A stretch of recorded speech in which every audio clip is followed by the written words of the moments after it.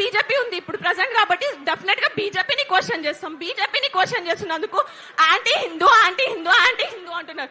First of all basic common sense ఉండే religion is different, politics is different.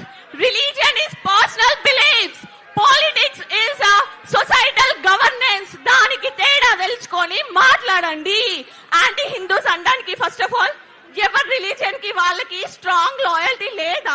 ఒక party మధ్యలో నిల్చొని ఈ రిలీజియన్ ని కాపాడతా అంటేనే నడుస్తుందా? అంత ఇన్ఫ్లుయెన్షియల్ మైండ్సా మీరందరూ? మీ రిలీజియన్ కోసం మీరు నిలబడలేరా? నాకు అర్థం కాదు.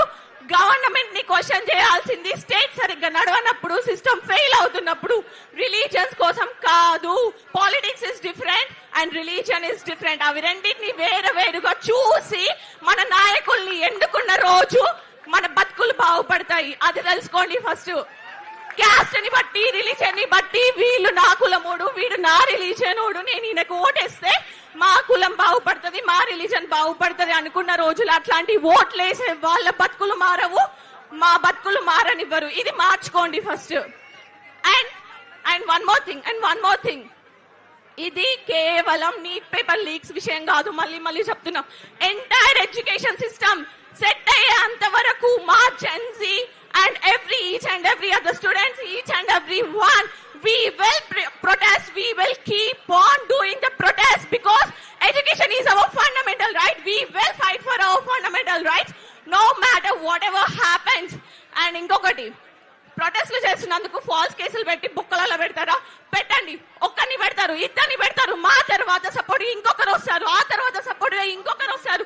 అందరినీ తీసుకుపోయి మీరు బొక్కలు పెట్టిన తర్వాత మా రక్తమే ఇట్లుంటే మమ్మల్ని కన్న మా తల్లిదండ్రుల రక్తం ఎట్లుంటది? పిల్లల్ని తీసుకుపోయి ఫాల్స్ కేసులు పెట్టి మీరు బొక్కలలో పెట్టుంచితే మా తల్లిదండ్రులు ఊరుకుంటారా? తల్లిదండ్రులు కూడా దిగుతారు ప్రొటెస్ట్లకి. దేశం ప్రొటెస్ట్ లో దిగిన తర్వాత ప్రాపర్ గవర్నెన్స్ కోసం ఒక్కడివి సెంట్రల్ లో కూర్చొని ఏం చేస్తావు? You have to be accountable for that. Central లో నిల్చోవడం కాదు, ప్రజల ఓట్లని దోచుకొని సెంట్రల్ లో నిల్చోవడం కాదు. ఆ ప్రజలకి మళ్ళీ నమ్మకం కలిగి మళ్ళీ ఓటేయించుకునేలాగా పని చేసి చూపించండి. రెస్పాన్సిబుల్ గా పని చేయండి. మీరు చేసే పనులకి అకౌంటబుల్ గా ఉండండి.